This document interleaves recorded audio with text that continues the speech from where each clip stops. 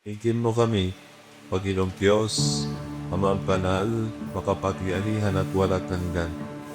Magpadala ka ng mga banal hanggang sa langit, upang pagtayan, mahalin, kalinain at ipagpagkot ang lahat ng taong pipira sa bahay na ito.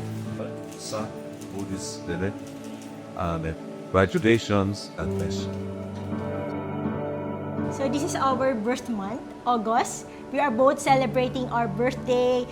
And indeed, this is our house blessing. We are thankful to Father Manny Villas for welcoming us to the community. Salamat sa mga dumating ngayon sa blessing ng bahay namin, sa mga kaibigan ko, mga Kabila ng inyong mga kapamilya. paghihirap, sakripisyo, natupad lahat ang inyong mga inaasam. Napakaganda, classy. Congratulations sa inyong mag-anak. From ground to up, this is really our work of love. Yung interior nito, si wife ko talaga yung nag-design niya. Napakasimple pero malakas yung dating niya. Yung furniture namin yan, design din niya yan. Kasi dati nagpo-furniture kami. Carpentry talaga yan, Sandy Diaz.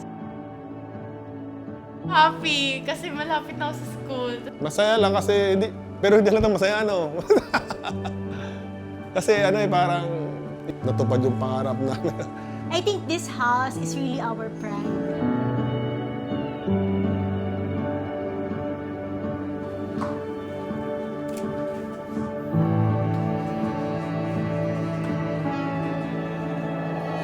Congrats po, Tito and Tita. Super well-deserved. Woo! Congrats sa new house para sa bagong beginning. And thank you sa lahat ng natulong niya sa amin, sa family namin, tsaka sa akin. Wishing you and your family a fruitful life ahead. More blessing and happiness come into your new house. Sana ang bahay na ito ay maging pugad na mas matatag pang pagmamahalan para sa buong pamilya.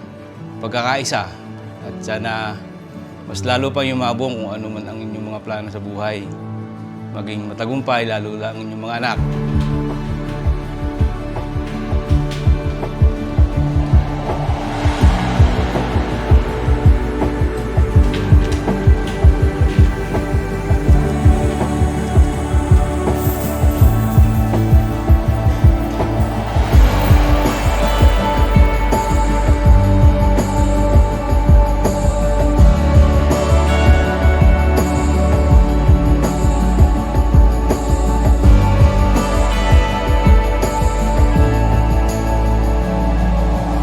Salamat ulit sa Panginoon dahil binigyan niya kami ng magandang panahon ngayon na hindi umulan. We are so thankful for this new home, new beginning for our family. Naway mabuhay kayo bilang isang pamilya may pagkakaunawaan at pagmamahalan.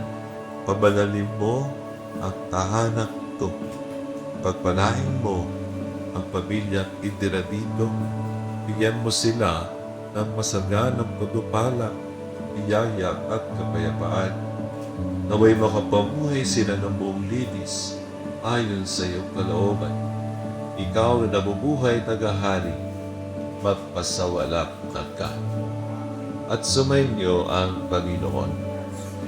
Pagpalain kayong lahat ng tahanan ito ng ating butihing at makapangyarihang Diyos Ama at Anak at Espiritu Santo. Amen.